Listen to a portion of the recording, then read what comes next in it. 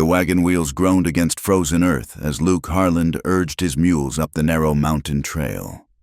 February wind cut through his wool coat like a skinning knife, but he'd known worse cold Fredericksburg. In '62 had taught him what real winter meant. The seller's directions had been clear enough: follow Pine Creek until it forked. Take the north branch. Climb until the trail narrowed to barely a wagon's width. The cabin would be there, tucked against the mountain's shoulder like a secret. Luke spat tobacco juice into the snow and studied the peaks ahead. The San Juan Range rose jagged and white against a steel-gray sky, each summit sharper than broken glass. No wonder the place came cheap. $400 for 40 acres and a cabin the land agent in Durango had practically shoved the deed into his hands. Been empty near 3 years, the agent had said, not quite meeting Luke's eyes. Previous owner lit out for California. Gold fever, you understand. Luke understood running well enough. He'd been doing it for 8 months now, ever since that business in Kansas. His hand drifted to the Colt .45 at his hip, fingers tracing the worn walnut grip. Some things a man couldn't outrun, but distance helped. Distance and mountains between him and those who'd come looking. The trail curved, and there it was, a log cabin built solid against a granite cliff face, its back wall the living rock itself. Smoke curled from the stone chimney, gray against grayer stone. Luke pulled hard on the reins, bringing the mules to a stamping halt. Smoke meant fire. Fire meant someone inside. He wrapped the reins around the brake handle, slow and careful, his right hand staying near the Colt. The cabin looked well kept, too well kept for 3 years abandoned. The porch stood swept clear of snow, firewood stacked neat beside the door. Glass windows, unbroken, reflected the afternoon light like watching eyes. Luke's boots crunched through fresh snow as he approached. The door stood slightly ajar, warm air seeping out into the cold. He could smell bread baking, coffee brewing. His stomach clenched with hunger and suspicion both. "Hello, the house," he called, voice carrying flat in the thin mountain air. The door swung open smooth as Sunday church bells, and a young woman stepped onto the porch. She wore a simple brown dress, wool shawl wrapped tight around her shoulders. Dark hair pulled back revealed a face that might have been carved from the same pale stone as the mountain's high cheekbones. Straight nose, eyes the color of deep winter lakes. She couldn't have been more than 22, 23 years. "Mr. Harland," she said, and her voice held no question in it. "I've been expecting you." Luke's hand tightened on his gun. "How'd you know my name?" "The land agent in Durango wires ahead when someone buys mountain property. Gives us time to prepare." She stepped aside, gesturing toward the door. "Coffee's fresh. You'll want to warm yourself before unloading." Luke stayed where he was.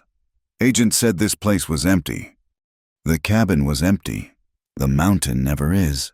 She pulled the shawl tighter, and Luke noticed her hands strong, calloused, familiar with work. "I'm Elara McCoy. My family's been on this mountain since before Colorado had a name. We look after the empty places. Look after them for whoever's meant to find them." She turned back toward the door. "Your coffee's getting cold, Mr. Harland, and the bread's about done." Luke stood in the snow, calculating. The woman could be bait for robbers, could be touched in the head, could be telling God's own truth, but the smell of that bread pulled at him, and his bones ached with cold. He'd survived worse gambles. The cabin's interior surprised him. Clean, ordered, with furniture that belonged to a real bed frame, not just a tick on the floor, a table and 2 chairs, shelves lined with preserves and dry goods. A bearskin rug covered the plank floor. The fireplace, carved from the living rock of the cliff, threw heat like a blacksmith's forge. Elara poured coffee into a blue enamel cup, set it before him. "You've come a long way." Kansas, wasn't it? Luke's chair scraped as he pushed back, hand dropping to his gun. "What do you know about Kansas?" "Only what the wind tells." She pulled the bread from the oven, golden brown and steaming. "You have the look of a man carrying weight. This mountain's good for that. It takes what needs taking and gives what needs giving. Speaking in riddles won't make me trust you." She cut a thick slice of bread, set it before him with butter and honey.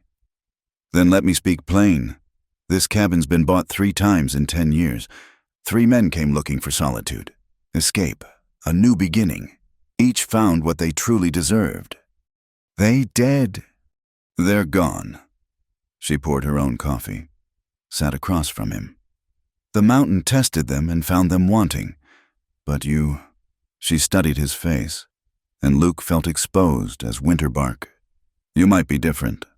Luke ate the bread slow, tasting yeast and salt and something wild, like the grain had grown from mountain soil itself. "Why stay? Why wait in an empty cabin for strangers?" "Because I made a promise." Ilara's fingers traced the wood grain of the table. "My grandfather found something in these mountains, something that could make men rich or make them monsters. He made us swear to guard it, to wait for the right person to share the secret with, someone who'd protect rather than plunder." "And you think I'm that person?" "I think you're running from something that's taught you the weight of taking a life. That knowledge might make you the guardian this place needs." She stood, moved to the window. "Your past is catching up. Mr. Harland, they'll be here within the week, the brothers of those men in Kansas, the hired guns, the bounty hunters. This mountain can hide you, but only if you prove worthy of its protection." Luke drained his coffee, bitter and strong. "How do you know about Kansas, really?" Ilara turned from the window, and for a moment her eyes seemed older than the mountains themselves. "The same way I knew you'd arrive today, at this hour, with mud from Durango still on your boots and blood from Kansas still on your conscience.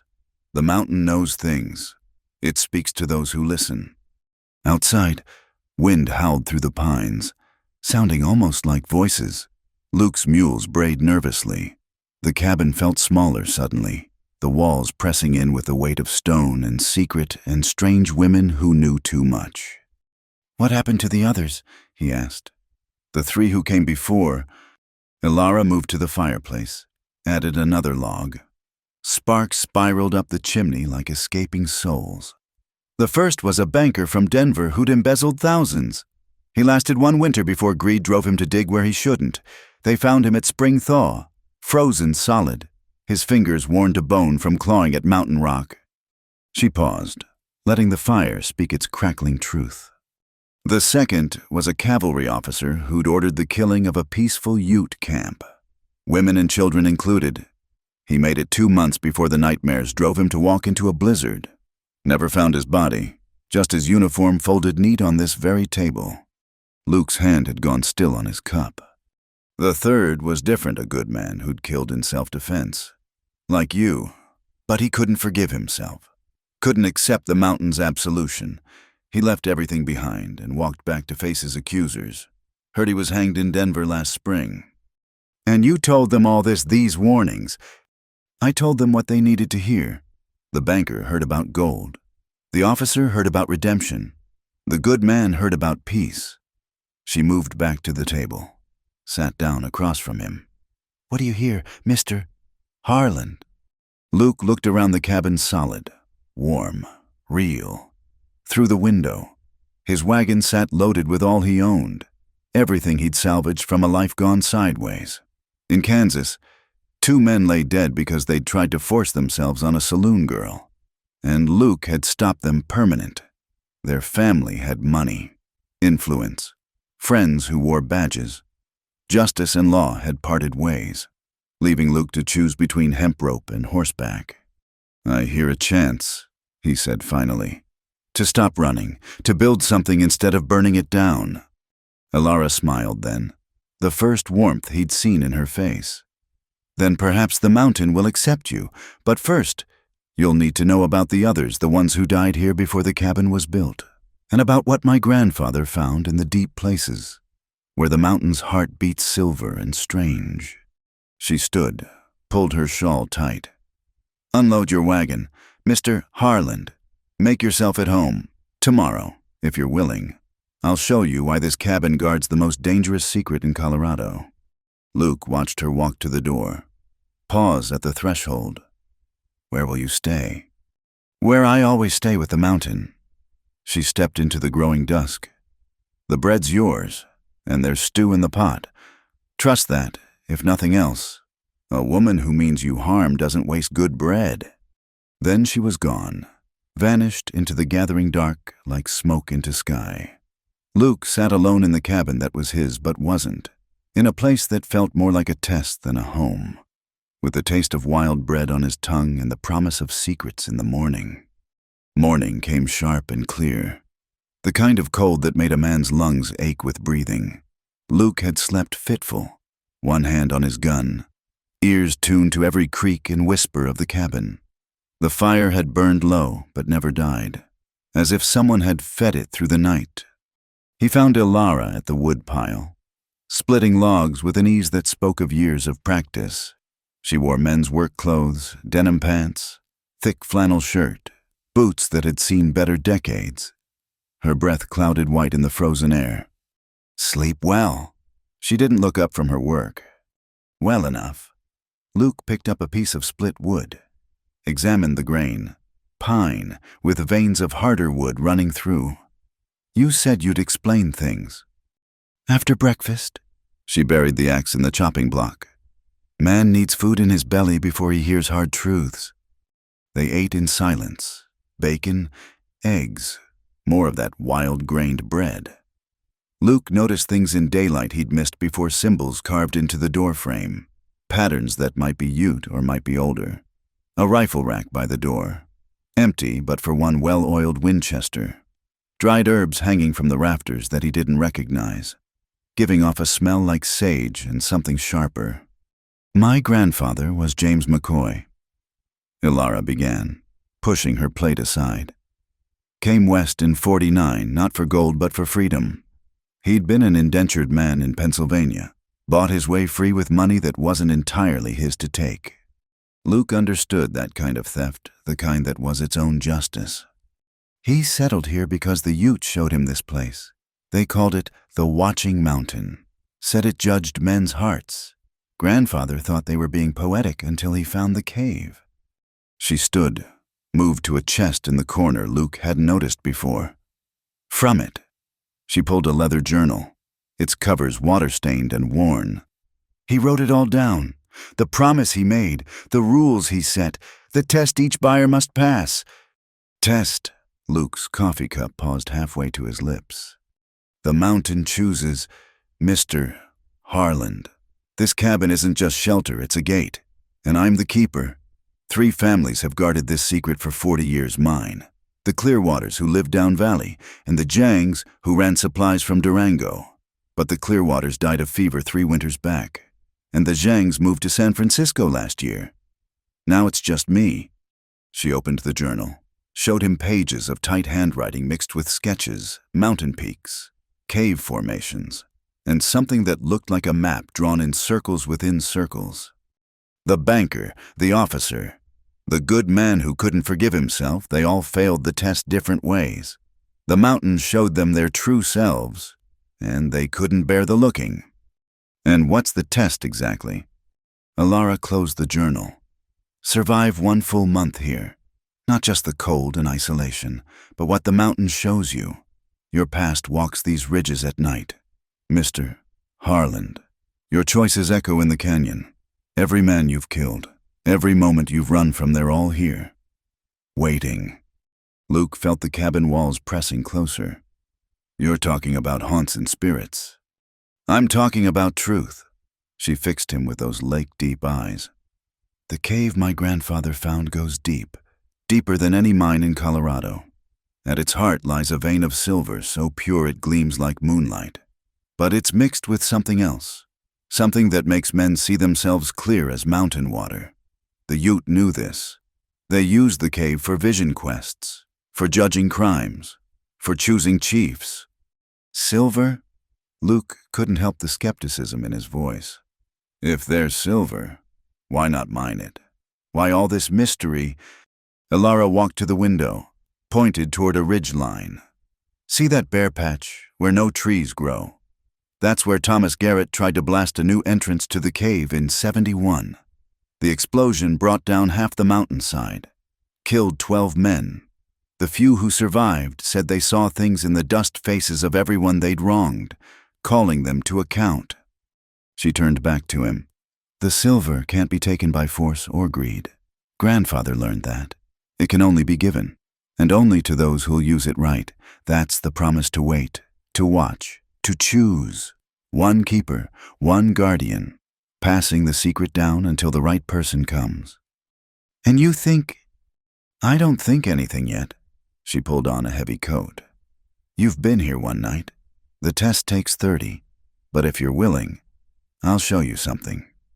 Call it a taste of what's to come. They walked in silence through snow-heavy pines, following a trail barely wide enough for single file. Luke noticed how Elara moved silent as smoke, leaving barely a track. She'd grown up on this mountain, sure enough, knew every stone and root. The trail wound upward, switching back and forth across a slope that grew steeper with every turn. Luke's breath came hard in the thin air, but Elara climbed steady as a mountain goat. They passed a frozen waterfall, its ice blue-green in the morning sun. Above, ravens called warnings to each other. Here, Elara said finally, stopping at what looked like a solid rock face.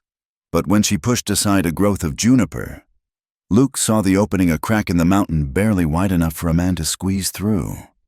This isn't the main cave, she explained. Just an outer chamber, but it'll give you a sense of things. The temperature dropped 20 degrees as they entered. Their breath glowed white in the light from the opening. As Luke's eyes adjusted, he saw the walls covered in drawings, symbols, handprints in what might be paint or might be blood. Some looked Ute, others older, primitive, and there, in the back, a vein of silver running through the rock like frozen lightning. Touch it, Elara said. Luke hesitated, then placed his palm against the silver vein. Cold shot through him, but not just cold memory. He was back in Kansas, in that saloon, watching those two men corner the serving girl. Saw himself standing, walking over, words leading to shoves, leading to guns being drawn. Felt again the kick of his Colt. Saw the surprise in their eyes as they fell. But now he saw more, saw the girl's relief, her whispered thanks. Saw the bartender who'd been too scared to intervene nodding approval. Saw the sheriff who'd looked the other way because he knew those men had it coming. He jerked his hand back, gasping. That's just the outer chamber, Elara said quietly. The deep cave shows more, shows everything. Some men see glory in their worst moments and horror in their best. The mountain doesn't lie, doesn't comfort, doesn't condemn, it just shows. They emerged into sunlight that seemed too bright, too warm. Luke's head spun with what he'd seen, felt. Why show me this? Because you need to choose. Elara faced him, her expression serious as granite. Stay, and face whatever the mountain reveals. Learn the secret, become its guardian, protect it from those who'd abuse it, or leave now, today, and I'll tell no one you were here. The cabin will wait for the next buyer. And you, what happens to you if I leave? Something shifted in her face, a crack in the stone. I keep my promise, wait for the next one, and the next, until the right person comes or I die trying. That's no life for a young woman. It's the life I chose when I turned 18 and took the oath. She started back down the trail. My parents wanted me to marry, move to Denver, forget the mountain. But the promise holds us. Mr. Harland, it's in our blood now, deep as that silver in the stone. They walked back in silence, but Luke's mind churned. In the cabin, Elara gathered her things a pack, the rifle from the rack, a bedroll. Where do you go? He asked. There's a smaller cabin, higher up. Grandfather built it for the keepers to use during the test month, close enough to watch. Far enough to let the mountain do its work. She paused at the door. If you stay, hang a red cloth from the porch on days you need supplies or help. White cloth means you're well. No cloth means I've run or died. She nodded. The choice is yours. Luke Harland, but choose quick. Those who hunt you draw closer, and the mountain's protection only extends to those who've accepted its test. After she left, Luke sat by the fire, staring at the flames. The cabin felt different now, not a shelter, but a challenge. Through the window, the mountains rose like judges, white and stern. Somewhere in those peaks lay a cave full of silver and truth, guarded by a promise and a young woman who'd given her life to keeping it. He thought of Kansas, of the men hunting him, of years spent running. Then he thought of that moment in the cave, seeing the serving girl's relief, the rightness of his actions despite their blood cost. Maybe that's what the mountain offered, not absolution, but clarity. Luke stood, walked to the door, and hung a red cloth from the porch rail. Let the test begin. Let the mountain judge. He was tired of running from judgment anyway. As sunset painted the peaks crimson, he thought he saw smoke rising from somewhere higher up Ilara's fire. Keeping watch. The mountain's daughter, she'd called herself. And Luke began to understand what that meant. She was as much a part of this test as the cave, the silver, the promises made by dead men. Tomorrow would bring the first real day of his trial. Tonight, he'd prepare clean his guns, organize his supplies, and try not to think about what truths the mountain might show him, or about the young woman with stone-colored eyes who held his fate in her work-calloused hands. The third day brought discoveries. Luke found them while cleaning a forgotten rucksack behind the wood bin. A cavalry pistol wrapped in oilcloth under loose floorboards. A pair of wire-rimmed spectacles in a tin box on the highest shelf. Each item carried weight beyond its substance, like memories pressed into physical form. Ilara arrived at midday, responding to his red cloth signal. She entered quiet as falling snow, bringing fresh supplies and that unsettling calmness she wore like armor. "Found their things, didn't you?" She set down a basket of eggs and preserved meat. Luke had arranged the items on the table, the rucksack, the pistol, the spectacles, along with other discoveries, a banker's seal, a pocket watch, a leather-bound ledger with pages torn out. "Tell me about them," he said, "not just how they died, who they were." Ilara sat, picking up the spectacles with careful hands. "These belong to William Morse, the banker, 43 years old, wire-thin, nervous as a cat near water. He arrived in October of '74, talking fast about investment opportunities and mineral rights." She cleaned the lenses with her shirt, held them to the light. First week, he measured the cabin, drew maps, calculated. Second week, he started digging test holes, looking for where the silver vein might run. Never asked about the cave, never noticed the symbols, never wondered why I watched him. He saw only dollars in the mountain stone. And the mountain showed him something. Showed him everything he'd taken, every widow whose house he'd foreclosed, every farmer driven to ruin by his interest rates, every life made smaller so his could grow large. He started seeing them at night, faces in the frost on windows, accusations in the wind. She set the spectacles down gentle. By the third week, he was digging with his bare hands, convinced the silver would make it all right, would let him pay them back. The cold took him during a November storm. I found him frozen, fingers bloody, still reaching for something that was never his to take. Luke picked up the cavalry pistol, .44 caliber, well maintained. "The officer." "Captain James Treadwell." Ilara's voice hardened. "Arrived the following spring, square-jawed, straight-backed, used to being obeyed. He'd heard rumors about Morse's death, about silver in the mountains, thought military discipline would succeed where civilian greed had failed." She stood, moved to the window. "He lasted longer, months, kept a rigid schedule, reveille at dawn, inspection of grounds, tactical assessment of terrain, but the mountain doesn't care for schedules. It showed him that Ute camp he'd ordered destroyed. 14 souls, women, children, elders who'd been gathering pine nuts for winter. He'd called them hostiles in his report. The nightmare started in June. He'd wake up screaming orders to cease fire, but the firing never ceased. By July, he was patrolling the perimeter all night, fighting enemies only he could see. One morning, his uniform was on the table, folded perfect as for inspection, his boots polished, his pistol cleaned and oiled, but Treadwell was gone. Some say they've seen him walking the high ridges still, looking for forgiveness from ghosts that can't give it. The leather ledger felt heavy in Luke's hands. Water damage had claimed most pages, but he could make out columns of numbers, fragments of transactions. The third man, Luke prompted. The one like me. Ilara returned to the table, touched the ledger soft as blessing. Thomas Reed, 28 years old, schoolteacher from Missouri who'd killed 2 men trying to rob his schoolhouse. They'd threatened the children, and Thomas. He protected them, but the law said he used excessive force, said he should have let them take the donation money meant for books.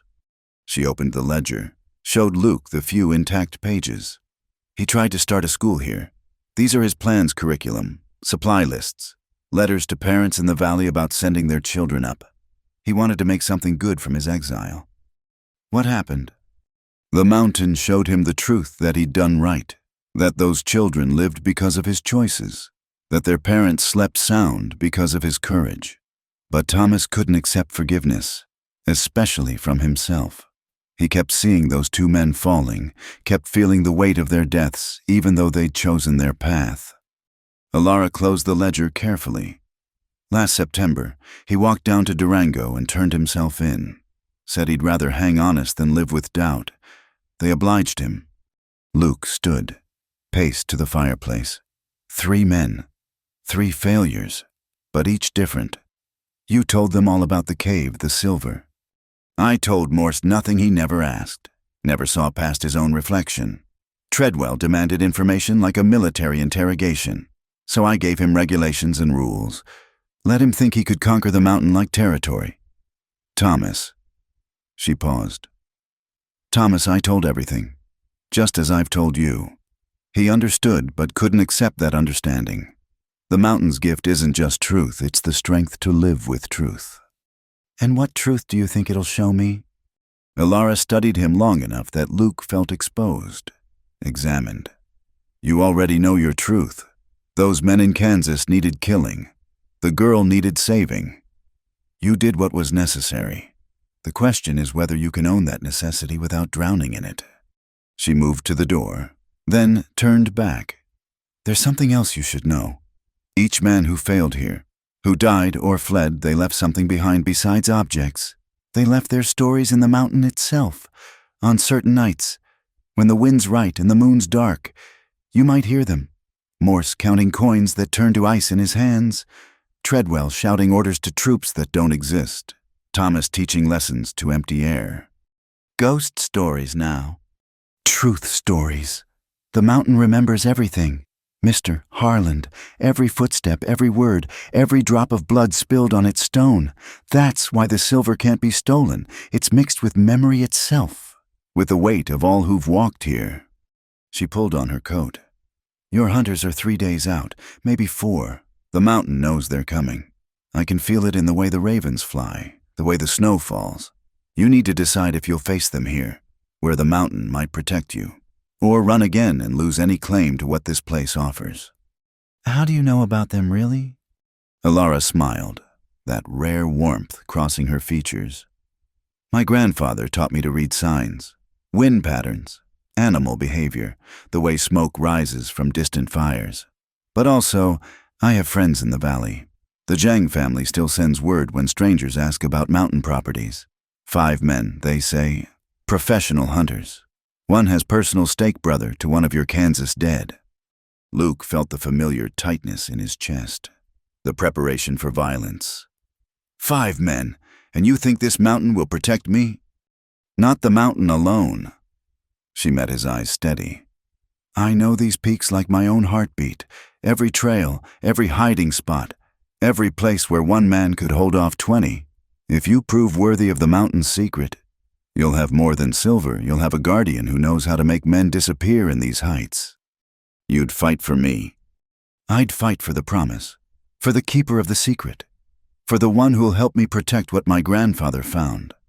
She opened the door, letting in cold air that smelled of coming snow. But first, you need to survive your own ghosts. The hunters are one thing, their flesh and blood can be fought or fooled. The test is another. It's you against yourself, with the mountain as witness. After she left, Luke examined each artifact again. 3 men's lives reduced to objects on a table.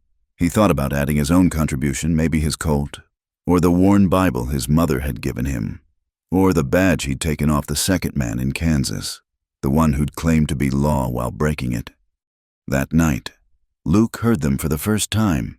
Not quite voices, not quite wind, but something between. Morse's whispered calculations, growing frantic as numbers dissolved into frost. Treadwell's parade ground bark, commanding phantoms, and Thomas Reed reciting lessons about justice and mercy to students who'd never exist. Luke lay in the bed that had held 3 dead men's dreams, staring at shadows the fire threw on the ceiling. Each shadow looked like choices, roads taken, roads abandoned, roads that led to this cabin on this mountain with this test. Tomorrow, he'd hang a white cloth. He needed no supplies, just time. Time to understand what the mountain wanted from him, what Alara expected, what he owed to the ghosts of men who'd failed where he planned to succeed. The silver vein in that cave had shown him one moment of his past. What would the deep cave reveal every man he'd killed in the war, every choice that had carved away pieces of his soul until he barely recognized himself? Or would it show him something else, that those carvings had shaped him into exactly what this place needed? A man who understood violence but wasn't ruled by it, who could kill when necessary but didn't glory in it, who could guard a secret without being consumed by it. The wind picked up, rattling windows, and in its voice, Luke heard promises and threats both. The mountain was testing him already, before he'd even found the true cave. And somewhere above, a young woman kept watch, guardian of secrets, daughter of stone and snow, waiting to see if he'd prove worthy of the trust her grandfather had laid upon her family. 3 men had failed. Luke intended to be different. Not better, necessarily, but different. He'd already accepted his past, his necessary sins. Now he just needed to prove he could carry them without breaking, could build something new on ground bloodied by others' failures. The red cloth would fly tomorrow, but tonight, he listened to ghosts and planned for hunters and wondered if Alara McCoy watched his cabin from her mountain perch, measuring his worth against promises made before either of them was born. The red cloth brought Alara at dawn, rifles slung over her shoulder, snow dusting her dark hair. She found Luke sitting at the table, sleepless, his coat disassembled for cleaning though it already gleamed. "You need to tell someone," she said, reading his face like terrain. "The weight's crushing you." Luke's hands stilled on the gun parts. "Thought you already knew everything." "I know facts, not feelings." She set her rifle by the door, poured coffee from the pot he'd kept warm. "The mountain will show you worse than memory if you don't air the poison first." Luke reassembled the Colt with practiced ease, each click precise. "You ever kill anyone, Miss McCoy?" "No." She sat across from him.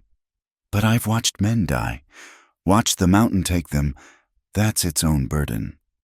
"It's not the same." Luke holstered the gun, leaned back. "First man I killed was at Antietam. Confederate boy, couldn't have been 16. Found him gut shot in the corn, begging for water. I gave him water, then gave him mercy. Held his hand while he went." Alara waited, patient as stone. Killed 23 more in the war, some at distance, some close enough to see their eyes. Each one necessary, each one sanctioned by government and God. They told us, but sanctioning doesn't make the weight lighter. He stood, moved to the window. "After the war, I tried farming in Kansas, tried to grow things instead of ending them. Did well enough until last year." "The saloon." Luke nodded. "June evening, hot as hell's hinges. I'd gone for 1 drink, maybe 2, there was this girl Sarah. Her name was 17, working to support her widowed mother. 2 men came in, brothers named Clayton and Samuel Briggs. They'd been drinking already, probably all day. He could see it clear the saloon's dim interior. Sarah trying to serve other customers while the brothers grabbed at her, making suggestions that started crude and turned violent. Bartender was old, scared. Other patrons looked away. Sarah kept saying, "Please, stop, please." But they had money, position. Their father owned half the county. They figured that meant they owned everything in it. So you intervened. Asked them polite to leave her be? Clayton laughed, said I should wait my turn. Samuel pulled a knife, said he'd mark her so everyone would know she belonged to them. Luke's fists clenched. I hit Samuel first, broke his nose. Clayton went for his gun. I was faster. Self-defense. That's what I claimed. But truth is, I could have wounded them. Could have shot to disable. I shot to kill because I wanted them dead. Wanted men like that removed from the world. Samuel died quick. Clayton took 3 minutes, crying for his mother. Ilara rose, stood beside him at the window. Their father sent hunters after you. Judge Briggs, rich as Midas, corrupt as Rome. He's put $1,000 on my head, 500 more if I'm brought back alive so he can watch me hang personal. Luke laughed bitter. Legal murder to avenge illegal justice. That's civilization for you. Is that what you think you did, murder? Luke turned to study her. Morning light caught her face, making her look younger. Almost fragile. I killed 2 men who didn't need to die. Could have stopped them other ways. Could you? Ilara's voice carried no judgment, only curiosity. Sarah wrote to me. You know, the Zhangs forwarded her letter when they heard a man named Harland had bought the cabin. She wanted to thank you. Said those brothers had hurt other girls before her. Would have hurt more after. Said you gave her back her life. Luke felt something shift in his chest. She wrote. Sent money, too. $40 she'd saved. Wanted to help with your running costs. I sent it back. Told her you were provided for. Ilara pulled a letter from her coat. She sent this instead. Luke's hands shook slightly as he opened it.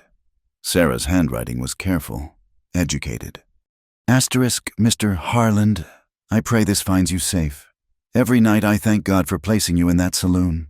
The Briggs brothers had violated other girls we all knew, but were too afraid to speak. You didn't just save me. You saved the next girl, and the next. My mother lights a candle for you every Sunday. Please know that 2 monsters are dead because a good man acted. That's justice, not murder. May you find peace.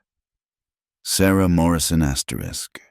Luke read it twice, then set it on the table gentle as gold leaf. Doesn't change that I'm hunted. No, but it changes why you ran. Not from guilt, but from corrupt law. The mountain understands that difference. Ilara returned to the table. Tell me about the hunters. 5 men, like you heard. The leader's name is Marcus Briggs, cousin to the dead brothers. He's killed 12 men in legal hunts. Likes to bring them back alive so his uncle can perform the execution. The others are professionals. Johnny Two Trees, a Cherokee tracker. Dutch Kaufman, German sharpshooter from the war. Pete Sullivan, explosives man. And Blackjack Morrison. No relation to Sarah. Thank God. Formidable. They're killers with paper making it legal. Worse than what I did because they don't care about right or wrong. Just gold. Luke retrieved his rifle from beside the door. They'll come careful but confident. They know I'm alone. You're not alone. Ilara checked her own rifle. A well-maintained Henry repeater. And they don't know this mountain. I won't have you fighting my battles. You will if you want to survive them. Her tone brooked no argument. This is my land more than any deed makes it yours. My grandfather, my father, and now me. We've protected this place from men like those hunters for 40 years. Your father died when I was 15. Cave-in, though not accidental. Some Denver mining company sent claim jumpers. Father stopped them, but the mountain took him in the fight. She said it matter of fact, but Luke heard the old pain beneath. Mother lasted 2 more years, long enough to see me take the oath. You've been alone up here for 5 years. The mountain's never alone. It has the wind, the snow, the ravens, the memories. She stood. And now it might have you, if you survive the testing and the hunters both. Luke made a decision. Show me the main cave. If I'm going to die defending this place, I should know what I'm defending. Alara considered, then nodded. Tonight, the moon will be dark, and you need darkness for the first viewing. But Luke, she used his given name for the first time. The cave doesn't just show truth, it shows possibility. Every choice you might have made, every path you could have walked. Some men see their best selves and despair at falling short. Others see their worst selves and realize how close they came to becoming monsters. What did you see when you first looked? I saw myself in Denver, married to a banker, hosting teas and pretending the mountain never existed. I saw my children growing soft and civilized, forgetting their heritage. I saw the cave discovered, the silver stolen, the mountain stripped bare as a carcass. She moved to the door, and I saw myself here, keeping the promise, waiting for the right person to share the burden. Both visions were true. Both were possible. I chose. Do you regret it? She turned at the threshold, and for a moment her stone mask slipped. I regret the loneliness sometimes, the weight of being the last, but then I remember my grandfather's words, some things matter more than happiness. Some promises run deeper than personal want. That why you never married, never tried for both? What man would accept a wife who puts a mountain secret before family, who might have to kill to protect something he's not allowed to know? She pulled on her coat. Besides, the kind of men who seek me out want to tame me, civilize me, make me into something proper and small. The kind who'd accept me as I am don't climb mountains looking for wild women. Luke heard something under her words. A question, maybe, or a test. Some men don't want tame. Some men understand that wild things die in cages, that strength partnered is strength doubled. Their eyes met and held. Something passed between them, electric as lightning, dangerous as avalanche. Tonight, Alara said finally. Midnight at the cave. Bring your coat and your courage. Leave your guns. They won't help where we're going. After she left, Luke sat with Sarah's letter, thinking about justice and law, about necessity and choice.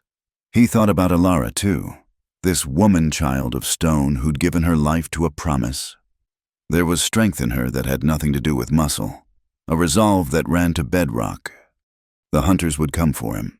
The mountain would test him, and somewhere between those trials, he had to decide if he could accept not just the cave's secret, but the guardian who came with it. Because he was beginning to understand that the promise bound both ways, the mountain didn't just need a protector for its silver. It needed someone to share Alara's burden before the weight of solitude crushed her. Tonight, he would see the truth of himself, but more importantly, he was beginning to see the truth of her lonely keeper of impossible secrets, waiting on a mountain for someone strong enough to stand beside her against whatever came.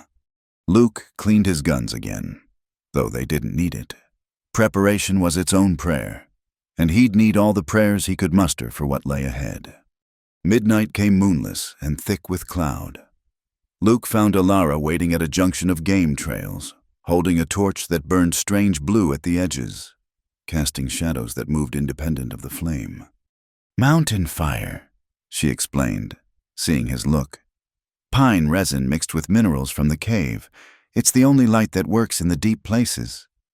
They climbed in silence through paths Luke couldn't have found in daylight, let alone this pressing dark. The torch drew a sphere of visibility that made the surrounding blackness deeper. Once, he heard something large move off the trail bear or cat or something else that belonged to these heights. The cave mouth, when they reached it, was nothing like the crack he'd seen before. This opened wide as a church door, tall as 3 men, carved with symbols that hurt to look at straight.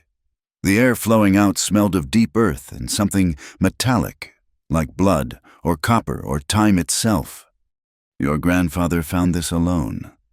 The Ute showed him the entrance, but he was the first white man to go deep, the first to find the heart chamber. Elara touched the carved symbols with reverence. These are older than the Ute, older than any tribe's memory. Grandfather thought they might be warnings or prayers or both. The tunnel descended sharp, switching back on itself like a giant staircase. Their footsteps echoed wrong, sometimes too loud, sometimes swallowed entirely. The walls changed as they descended rough granite to smooth limestone to something that looked almost melted, reformed, turned to glass slick. "Don't touch the walls here," Elara warned. "They remember." Luke kept his hands to himself, followed close.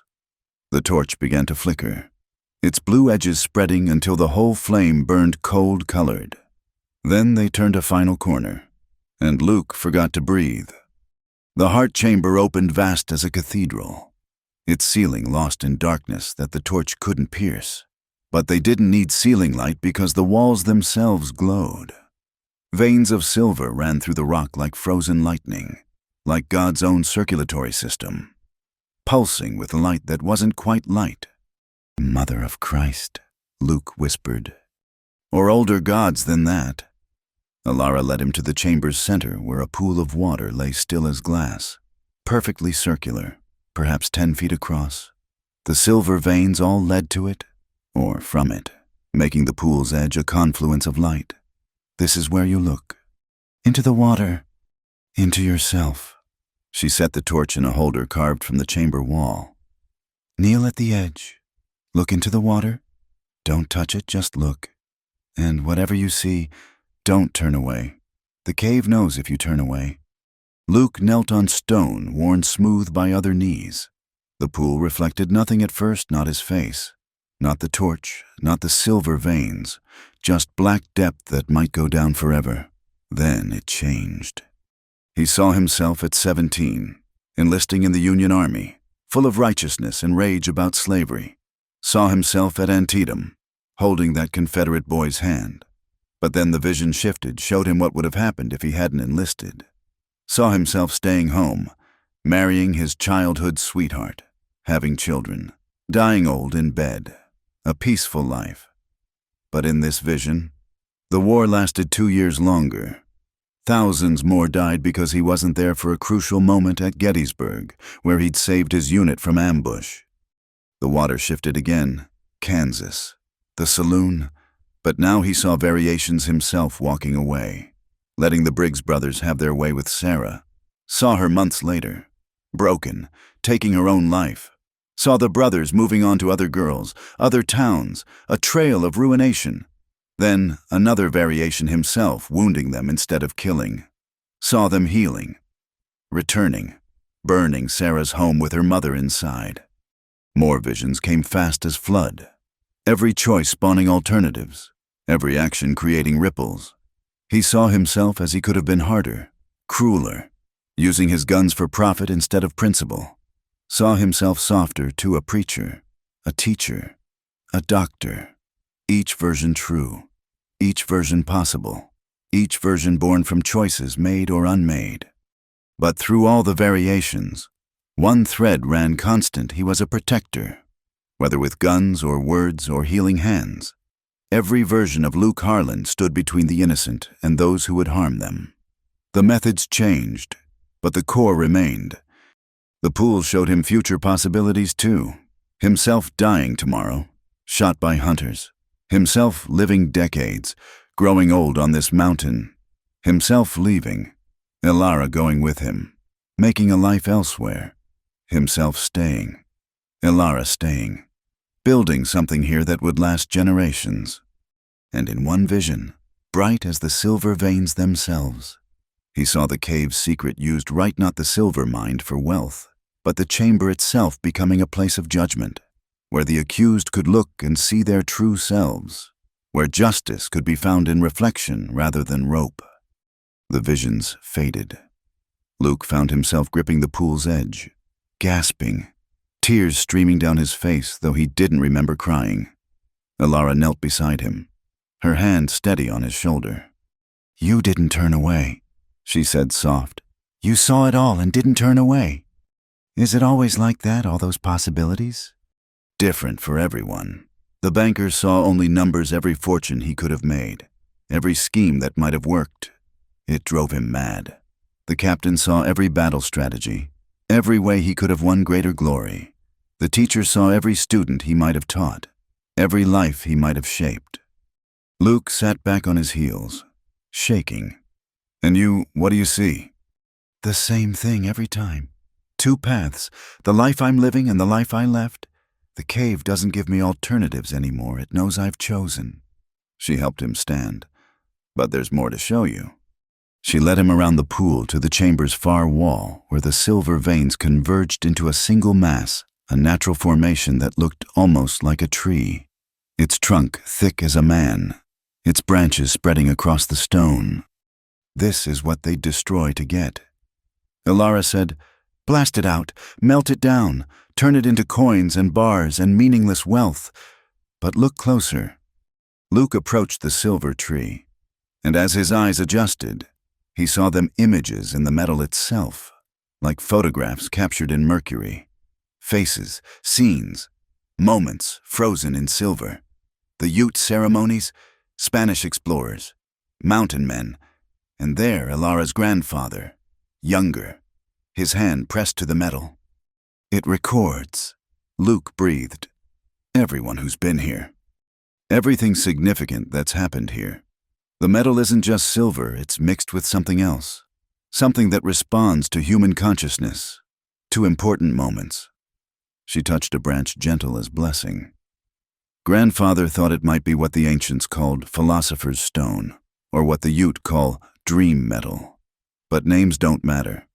What matters is protecting it. From men like those hunters. From anyone who'd use it wrong. Imagine if someone could mine this, refine it, learn how it works, create mirrors that show truth, weapons that cut through deception, tools that reveal every secret. She stepped back. Or imagine it destroyed, all these memories lost, all this history erased for mere money. Luke understood now. The promise wasn't just about guarding wealth. It was about protecting something unique, possibly unique in all the world. That's why you need someone. You can't guard this alone forever. And it can't be just anyone. Has to be someone who's seen their own truth and not broken. Someone who understands that some things matter more than gold or glory. She retrieved the torch. "We should go. Being here too long the first time can overwhelm. Some men never leave, just sit staring into the pool until they starve." They climbed back through the twisted passages, but Luke's mind remained in the chamber, seeing silver veins like nerves, the pool like an eye, the whole cave like a living thing that knew and remembered and judged. Outside, the cold air hit sharp enough to cut. Luke gasped, grateful for the pain, the reality of it. The regular darkness felt like blessing after the cave's unnatural light. "The hunters will be here tomorrow, maybe the day after." Elara said, "You've seen what you're protecting. Will you stand, or will you run?" Luke looked at her in the torch's dying light. He'd seen many futures in that pool, but one had felt more real than the others himself and this woman, bound by purpose and something deeper. Guardians of an impossible secret. "I'll stand, but not just for the cave." She met his eyes, understanding his meaning. "The mountain's not the only thing that needs protecting." "Neither are you the only one who's been alone too long." Something shifted between them.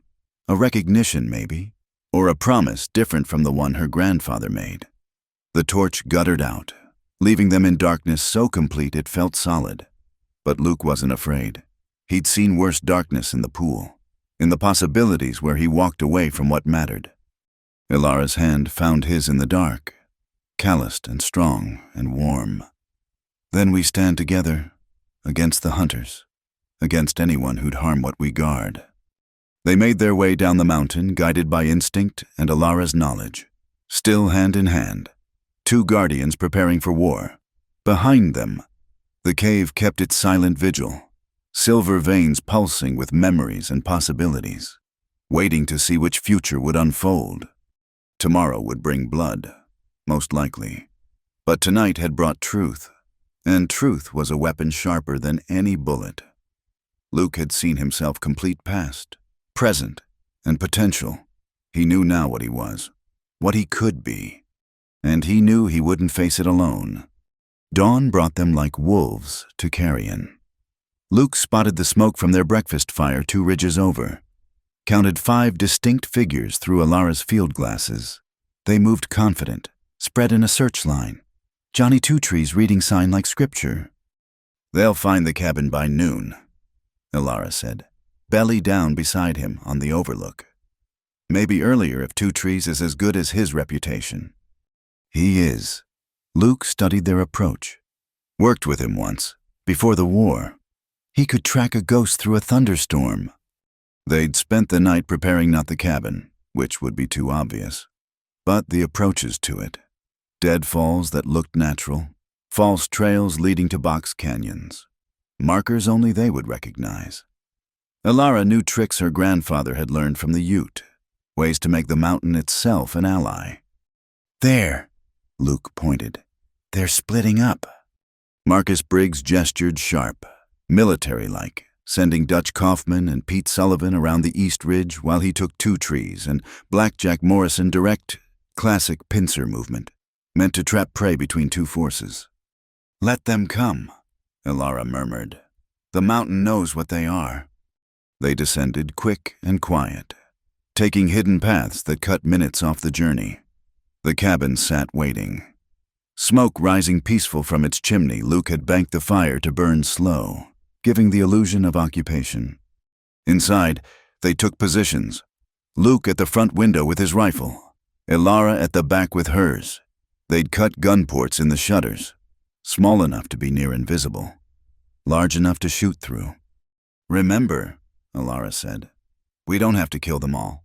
Just convince them the cost is too high. Men like these don't convince easy. Then we teach them hard lessons." The waiting stretched taut as wire. Luke heard them before he saw them, horses moving careful through the trees, leather creaking, metal clinking despite their efforts at silence.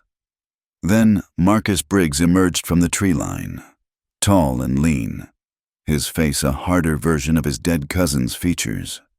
"Now, Luke Harland," his voice carried clear across the snow. "I'm Marcus Briggs, duly appointed representative of Kansas Judicial Authority.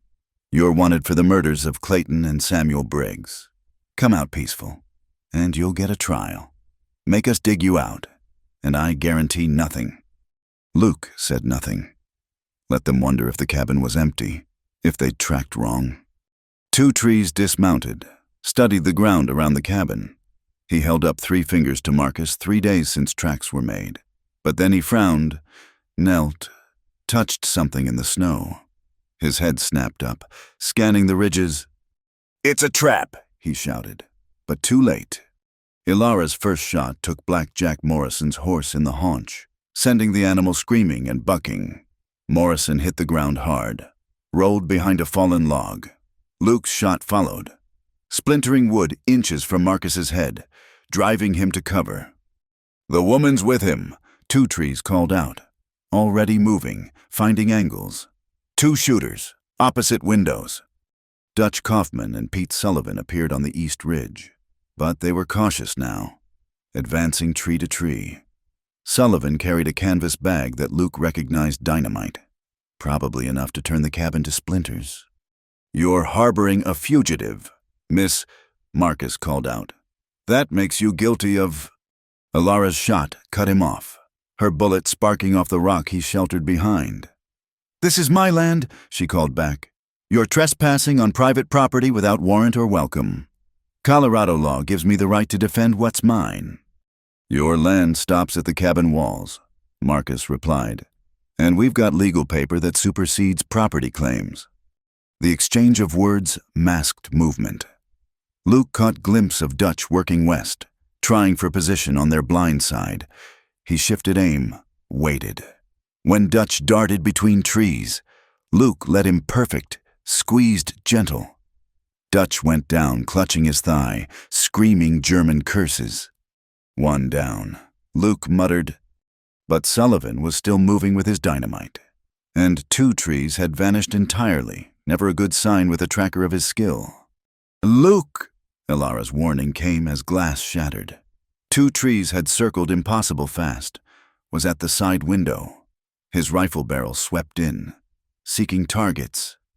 Luke rolled as Two Trees fired, the bullet gouging floor where he'd been. Ilara's shot was instant, catching Two Trees in the shoulder, spinning him away from the window. But the damage was done. They knew the defenders' positions now. "Sullivan's lighting fuses," Morrison called out. Luke saw him, crouched behind a boulder, working with matches and cord. One thrown bundle of dynamite could end this quick and ugly. "Cover me," Luke told Ilara, then did what they wouldn't expect went out the front door. He came out shooting, his Colt barking rapid, driving Marcus and Morrison deeper into cover. The 10 yards to Sullivan's boulder felt like a mile. Snow grabbing at his boots, bullets whining past. But surprise worked. He rounded the boulder before Sullivan could react, kicked the lit dynamite bundle away, followed with a boot to Sullivan's jaw. The dynamite exploded harmlessly in the snow, the sound echoing off mountains like God's own thunder. Sullivan tried to rise, groping for his pistol. Luke ended that notion with his Colt's butt to the man's temple. But his exposure cost him. Morrison's bullet caught Luke high in the left shoulder, spinning him down. He rolled behind Sullivan's boulder as more shots chipped stone around him. "The Luke's hit," Marcus called triumphant. "Rush the cabin." Morrison broke cover, running hard. Marcus followed, both firing as they came, but they'd forgotten Ilara. She emerged from the cabin like vengeance itself, her rifle steady despite the chaos. Her first shot took Morrison center mass, dropping him into the snow. Marcus dove aside as her second shot sought him, scrambled behind the woodpile. Luke forced himself up, shoulder screaming, made it back to the cabin. Ilara caught him as he stumbled through the door, kicked it shut behind them. "Let me see," she said, already tearing his shirt. "It's not bad," Luke lied through gritted teeth. "It's not good either." She packed the wound with something from her pouch that burned like fire, but stopped the bleeding. "Can you still shoot?" "If I have to." Outside, Marcus was calling orders. Dutch had dragged himself to cover, still cursing. Sullivan was unconscious or dead. Morrison wasn't moving. Two Trees had disappeared again, wounded but dangerous. Harland, Marcus's voice had lost its official tone, turned personal and ugly. "You killed my cousins, and now you've killed my men. This doesn't end until you're dead." "Your cousins were scum," Luke called back. "They hurt innocent girls and you know it. Is that the family honor you're defending?" "They were blood. That's all that matters." Ilara touched Luke's arm. "He's beyond reasoning. The hate's eaten him hollow." Glass shattered again the back window, but instead of a gun barrel, something else came through. A burning torch, oil-soaked, landing on the bear rug, then another through the front window, then more. "They're going to burn us out," Luke said. Ilara was already moving, stamping out flames, but more torches kept coming. Smoke began filling the cabin, thick and choking. "We have to run," she said. "The back trail, up to the cave. The smoke will cover us." "They'll follow. Let them. The mountain has ways of dealing with men like that." They gathered what they could, weapons, ammunition, Ilara's grandfather's journal. The cabin was fully ablaze now, heat driving them to the door. Luke peered out, saw Marcus and Two Trees watching the front, waiting for them to break. "Now," Ilara whispered. They burst from the back door together, running through smoke and flame-cast shadows. Luke heard shouts behind them, Marcus screaming orders, but they were already in the trees, on paths only Ilara knew. Blood soaked Luke's shirt, each step agony, but he kept pace. Behind them, boots crashed through brush. A shot rang out, bark exploding from a pine beside Luke's head. This way! Alara veered sharp left onto a trail that seemed to go straight up. They'll follow, but they won't like where it leads. The path narrowed, became a ledge with sheer drop on one side, rock wall on the other, perfect for defense, deadly for pursuit. They climbed as shots echoed below, Marcus's curses carrying clear in the thin air. There! Two Trees had spotted them, was leading the pursuit despite his wounded shoulder. The tracker knew these mountains too. Maybe not as well as Alara, but enough. The ledge ended at a rock face with a chimney crack running up it. Alara didn't hesitate, started climbing.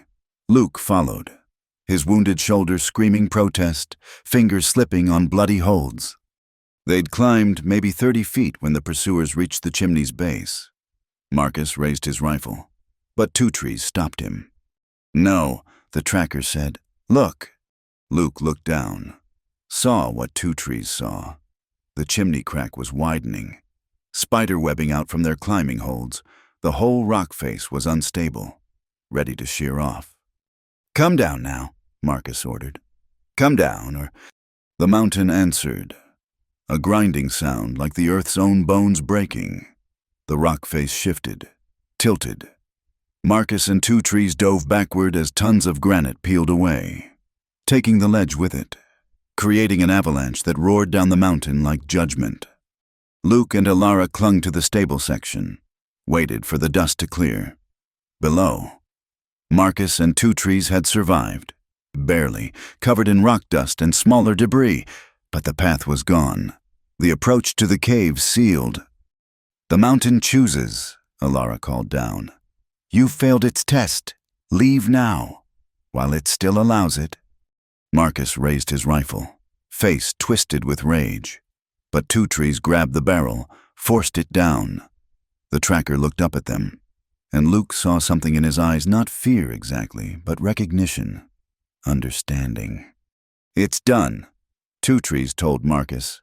The mountains claim this fight. We leave now, or we don't leave at all. They retreated, Two Trees supporting Marcus, who screamed threats and promises of return. But Luke could see they were broken. Dutch wounded, Sullivan down, Morrison dead. The very mountain turned against them. They'd come for easy prey and found something else entirely.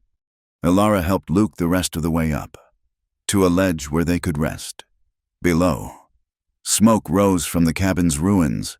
Their home was gone, but the cave remained protected, its secret safe. They'll be back, Luke said, though he wasn't sure he believed it. No, Alara said with certainty. Two Trees understands now. He'll make Marcus understand, or he'll make sure Marcus never finds these mountains again.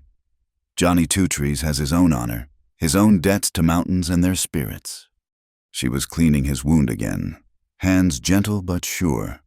We'll rebuild. The cabin was just wood and stone. What matters survived. Luke caught her hand, held it. Thank you. For what? For standing with me, for being what the mountain knew I'd need. She smiled, that rare warmth that transformed her face. The mountain's wise that way. Now rest. Tomorrow we start rebuilding, and you need to heal. Luke closed his eyes, listened to the wind through pines, the distant sound of horses retreating. The hunters had come and gone, leaving one dead, others wounded, all defeated. The mountain had protected its own, as Alara had promised. But more than that, it had shown him something in the fight, not in a vision or revelation, but in the simple fact of Alara beside him, fighting for their shared ground. The future he'd seen in the pool, the one that felt most true, was beginning. Darkness fell like a curtain, moonless and thick. Luke's shoulder throbbed with each heartbeat, but he could shoot if needed. They'd taken shelter in Alara's high cabin, a single room carved half into the mountain itself, invisible unless you knew where to look. They're coming back, Alara said, watching through the window slit. Far below, torches moved through the trees like fireflies. But not all of them. Luke counted 3 lights. Marcus hadn't given up, but he'd lost men. Morrison was dead. Sullivan unconscious or worse. Dutch too wounded to walk. That left Marcus 2 trees if his shoulder allowed, and maybe one of the wounded if they'd forced him up. 2 trees won't come, Alara said with certainty. I saw his eyes. He knows what this place is now. As if to confirm her words, 1 torch separated from the others, headed back down the mountain. That left 2 coming up. Marcus and who else? Dutch, I think. Look how the second torch moves, favoring his wounded leg. Luke checked his Colt, counted bullets. 15 rounds left, plus Ilara's rifle. Not much for a prolonged fight, but maybe enough. There's another way, Alara said quietly. The deep paths, where the mountain itself becomes the enemy. But once we go that way, there's no controlling what happens. What do you mean? Grandfather wrote about them. Passages where the cave's influence bleeds out into regular stone, where the silver veins run close to surface, making the walls show things. Men have walked those paths and come out changed, or not come out at all. Below, the torches had stopped moving. Luke heard a sound that made his blood chill the strike of hammer on steel. Pythons. They were climbing the sheer face, coming up the hard way to avoid the trails Ilara had trapped. Determined bastards. Luke muttered. Desperate ones. Marcus won't go back empty-handed. His uncle's reputation, his family's honor, he staked everything on bringing back your body. They waited, listening to the climbing sounds grow closer. Then Dutch's voice, pained but clear, can't make it. Marcus, my leg's done. Then wait here, guard the descent. Against what, the girl? She's probably... The sentence cut off in a gurgle, then Dutch's scream, short and terrible, followed by the sound of a body hitting stone far below. Marcus killed him, Alara breathed. Killed his own man. One less witness, Luke said. Man like that doesn't want anyone knowing he failed. Marcus's torch appeared at the ledge. Then the man himself, pulling up over the edge with surprising grace. His face in the torchlight was haggard, eyes fever-bright with hate and exhaustion. I know you're close, he called out. This whole mountain stinks of you. Harland, you and that witch woman. He moved along the ledge, systematic, checking every shadow. His path would bring him to their hidden door within minutes. The deep paths, Luke decided. We take them. Ilara nodded, led him to what looked like solid wall. But when she pressed certain stones in sequence, a section swung inward, revealing darkness that seemed to eat light. They entered, and immediately, Luke felt it pressure like being deep underwater, a humming in his bones. The walls here weren't normal stone, but something else, smooth and warm to touch, veined with silver that pulsed like a heartbeat. Don't look at the walls too long, Alara warned. They show things. But Luke had already seen images forming in the stone like reflections in disturbed water. His father, disappointed. His mother, crying. The Confederate boy at Antietam, asking why with eyes that wouldn't close. Keep moving, Alara pulled him forward. Behind them, Marcus had found the entrance. His torch threw wild shadows as he pursued. Cursing steady as breathing, the passage narrowed, twisted, branched. Ilara chose without hesitation, following some internal map. The silver veins grew thicker, brighter, until they provided their own light, cold and unstable. Then the passage opened into a chamber, not the heart cave, but something else. Smaller, stranger. The walls were covered in crystalline formations that looked organic, almost alive. In the center, a natural pillar of rock rose from floor to ceiling, wrapped in silver veins so dense it looked like a tree made of light. The judgment chamber, Ilara whispered. Grandfather found this after the heart cave. This is where the Ute brought those accused of great crimes.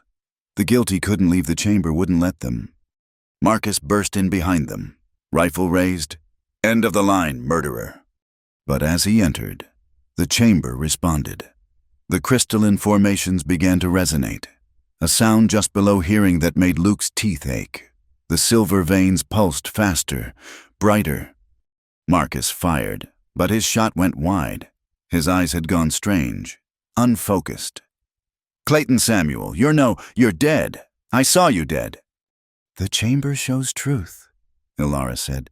"His truth." Marcus spun, firing at shadows only he could see. "It was necessary family honor. You understand, don't you?" Uncle said. Uncle commanded. His voice broke, became younger, pleading. "I didn't want to hurt those girls, but Clayton said we had to, said it proved we were men. I tried to stop them once. Remember, but Uncle beat me for weakness. Said Briggs men take what they want." Luke watched, horrified and pitying, as Marcus fought ghosts of his own making. The man fell to his knees, rifle forgotten, hands clutching his head. "I could have stopped them," Marcus sobbed. "Could have stood up to Uncle, to the family, but I was scared. Scared of being cast out, of losing the name, the money, the power. So I let them do what they wanted, and when someone finally stopped them, I came hunting him like they were heroes instead of monsters." The silver pillar pulsed, and something changed in the chamber's atmosphere. The crystalline formations stopped resonating. The pressure eased. Marcus looked up, tears streaming down his face, but his eyes were clear. "My God," he whispered. "What have I been doing?" "Seeing true," Ilara said, not unkindly. "The chamber doesn't lie, doesn't judge. It just shows what is." Marcus looked at Luke, and for the first time, Luke saw the man he might have been young, maybe 25, carrying a weight of family evil he'd never asked for. "They were monsters," Marcus said. "My cousins. I knew it. Everyone knew it. But family was everything. Uncle said, family before justice, before righteousness, before God himself." "Not before God." Luke said, "Not before what's right." Marcus struggled to his feet, looked at his rifle with disgust, threw it aside. "I'm done. This ends here." He looked at Luke. "I'll tell Uncle you're dead. Died in an avalanche. Body unrecoverable. He'll believe it needs to believe it so he can pretend his sons died as martyrs. And you? I go east, change my name, try to be someone else, someone better." Marcus moved toward the exit, stopped. "That girl, Sarah, she's safe, Happy. Safe as I could make her." Marcus nodded. "Good, that's good." He left, stumbling like a drunk or a man waking from a long nightmare. Luke and Ilara heard his footsteps fade, heard him gathering Dutch's body, heard horses riding away into the night. "Will the chamber let him leave?" Luke asked. "He faced his truth and accepted it. That's all the mountain ever wanted." Ilara moved to the silver pillar, placed her hand on it gently. "This is what the cave system really protects, not just silver, but the possibility of justice without violence, truth without torture, redemption without death." Your grandfather understood this. He understood enough, knew it needed protecting from those who'd use it for power instead of justice. Imagine if men like Judge Briggs had this forcing their enemies to face truth that's been twisted to serve power. They made their way back through the passages, the walls now showing different images, possible futures, paths forward. Luke saw himself rebuilding the cabin, saw Ilara beside him, saw children who might be, saw the cave becoming what it could be, a place of pilgrimage for those seeking truth, justice, clarity. Outside, dawn was breaking pink and gold over the mountains. The torch Marcus had dropped guttered out. Far below, 2 horses headed down the trail, carrying Marcus away from his family's shadow. "He might come back," Luke said. "No, the mountain marked him, changed him. He'll do what he said, become someone else. Someone his cousin's victims don't have to fear." Luke's shoulder had stopped bleeding, the wound already starting to heal clean. The mountain's influence. Maybe. Or Ilara's herbs. Or both. "What now?" he asked. "Now we rebuild The cabin first, then trust, then maybe something more. She looked at him sideways. You're staying. Where else would I go? I've seen my truth in that pool, felt the mountain's judgment. This is where I belong. Even with the danger, others will come. Always. Those who hear rumors of silver, of magic, of justice outside law's reach. Then they'll find guardians waiting. 2 now instead of 1. Alara smiled. That transformation that made her beautiful. The promise passes to you too. Then, to protect, to choose, to guard the secret until the world's ready for it. I accept. They stood together, watching the sun rise over a world made new by truth and choice. Below, their burned cabin waited to be rebuilt.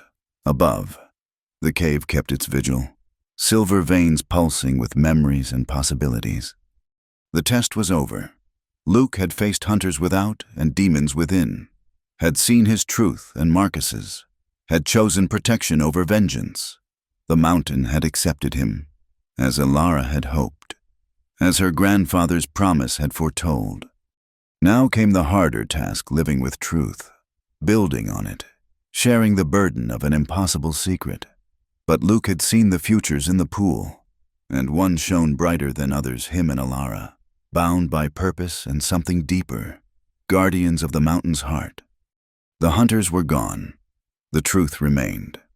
And 2 people who'd been alone too long stood together, ready to rebuild and defend what mattered most. Spring came late to the mountains, but when it arrived, it transformed everything. Snow melted into rushing streams, wildflowers pushed through dark earth, and the skeleton of a new cabin rose where the old one had burned. Luke notched another log into place, his shoulder fully healed but still aching with weather changes. Below him, Alara worked the saw, her movements sure and rhythmic. They'd been building for 2 months, working from sunrise to sunset, rarely speaking but understanding each other in the way of people who'd faced death together. Letter came, Alara said during their noon break, pulling an envelope from her pack. From Kansas. Luke tensed, but she smiled. It's from Sarah, and there's another from someone named Marcus Eastwood in Boston. Eastwood. Seems Mr. Briggs found himself a new name and a new life. Says he's working at a law firm that defends the indigent.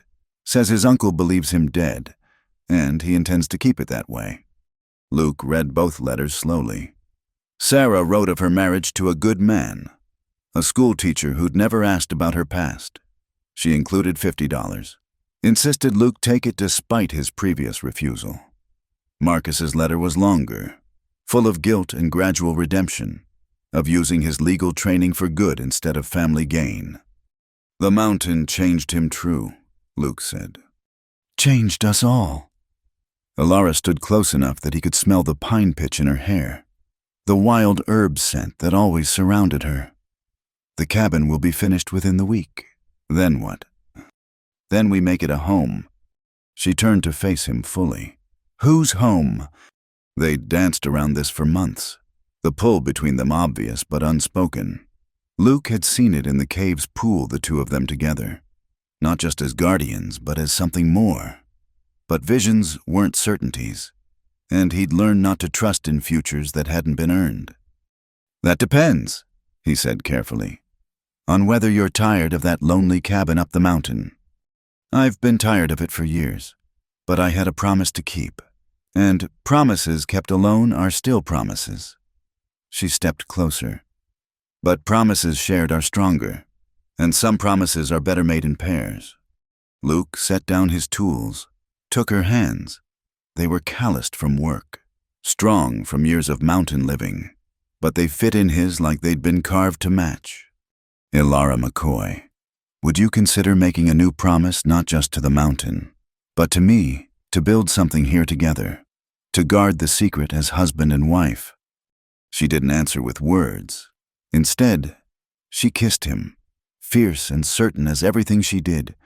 When they parted, both breathing hard, she smiled that transforming smile. I saw it too, in the pool, us together, Children who'd grow up knowing the mountain's truth. Generations of guardians born from love instead of duty. She pulled back slightly. But I also saw other paths. Ones where we failed, where greed or fear drove us apart. Every future has that risk. Yes, but I choose this one. I choose you. They were married a week later. The ceremony performed by a traveling preacher who asked no questions about their past. The Jangs came up from Durango, bringing supplies and blessings. Even Johnny Two Trees appeared, silent as smoke, leaving a wedding gift of turquoise and silver before disappearing back into the wilderness. The rebuilt cabin was larger than before, with rooms for the children they hoped would come. But more than that, it was built with knowledge-hidden passages to the cave, defensive positions that looked like decoration, symbols of protection carved into every doorframe. Summer brought their first test as married guardians. 3 men arrived claiming to be geological surveyors. But Luke recognized the type advanced scouts for mining companies. They asked too many questions, took too many measurements, showed too much interest in mineral formations. There's nothing here worth mining. Luke told them over coffee he'd made deliberately weak. Previous owner spent 3 years looking, found nothing but granite and disappointed dreams. Still, we'd like to examine the area. Their leader, a thin man named Crawford, insisted, "Company policy requires thorough investigation." "Then investigate," Alara said smoothly. "But stay clear of the marked boundaries. This is private land, and we take trespass serious." They watched the surveyors for 3 days, making sure they saw nothing important. On the 3rd night, Crawford tried to sneak toward the cave entrance. He never made it. The mountain itself seemed to confuse him. Paths that should have led forward circled back. Solid ground became treacherous, and strange sounds echoed from nowhere. He returned to camp white-faced and shaking, told his companions they were leaving immediately. "There's something wrong here," he kept saying, "something unnatural."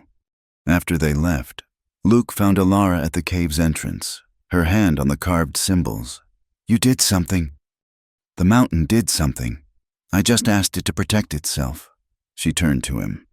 "That's part of what Grandfather discovered. The cave isn't just passive, it has will, or something like will. It wants to be protected, wants to serve justice. We're not just its guardians, we're its partners." Fall arrived with news from the wider world. The railroad was coming closer, bringing civilization and all its complications. The Ute were being forced onto reservations, their sacred places taken or destroyed. The old ways were dying, making the cave's secret even more precious and precarious. "We need to prepare," Alara said one evening, her hand resting on her belly where their first child grew. "Not just for those who'd steal the silver, but for a world that might not understand what we're protecting." They spent the winter writing everything down, not just Alara's grandfather's journal, but their own experiences, the true history of the place. They made maps that showed some truths, but not all. Created a trust that would hold the land even if they died. Established connections with lawyers in Denver who'd protect their claim without knowing what they protected.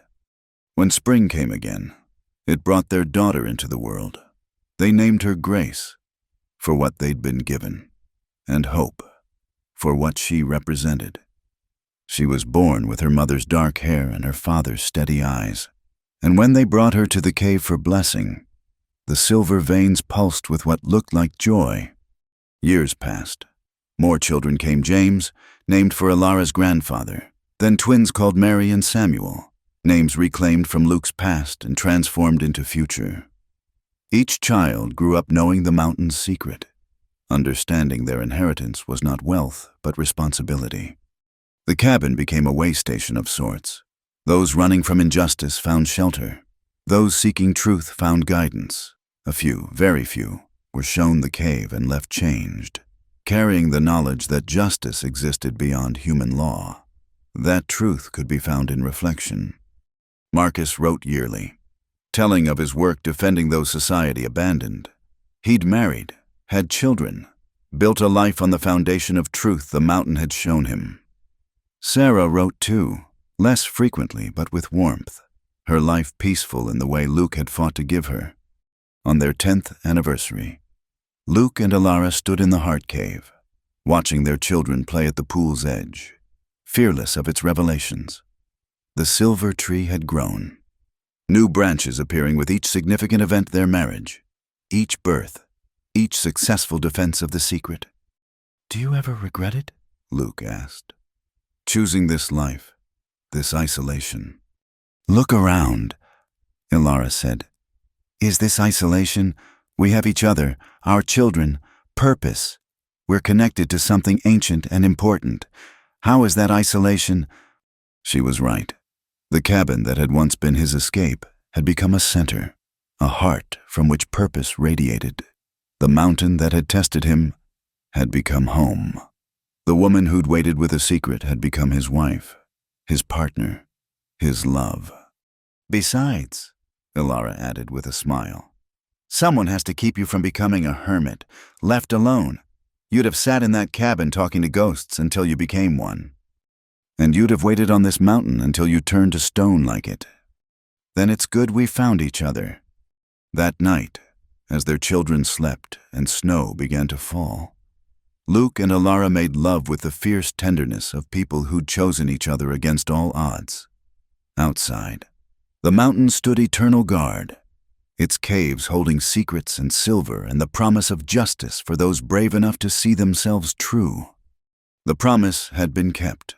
The secret remained protected, and in a cabin built on ashes and hope, two guardians who'd started as strangers had become family, their love as enduring as the stone around them, their purpose as bright as the silver veins that pulsed with the mountain's ancient heart. In the morning, they would wake to children's laughter, to work that mattered, to a life built on truth and choice. But tonight, they held each other and knew that every test, every trial, every moment of doubt had led them here to this cabin, this mountain, this love that ran deeper than any vein of silver, more precious than any secret. The mountain had chosen well. Luke Harland, the runaway killer, had become a guardian. Alara McCoy, the lonely keeper, had become a wife and mother. Together, they'd transformed a curse into a blessing, a burden into a purpose, a secret into a legacy their children would carry forward with pride. And somewhere in the darkness, the cave pulsed with approval, its silver veins carrying the memory of all who'd come before and the promise of all who'd come after, a testament to the power of truth, the possibility of redemption, and the enduring strength of love found in the most unlikely places. Thank you so much for listening to this story. I'd love to know where you're enjoying this tale from. Please share in the comments below so we can connect. Don't forget to subscribe to the From Wild West channel and share your thoughts about Luke and Alara's journey. Your support means everything, and I can't wait to hear what you think of this story.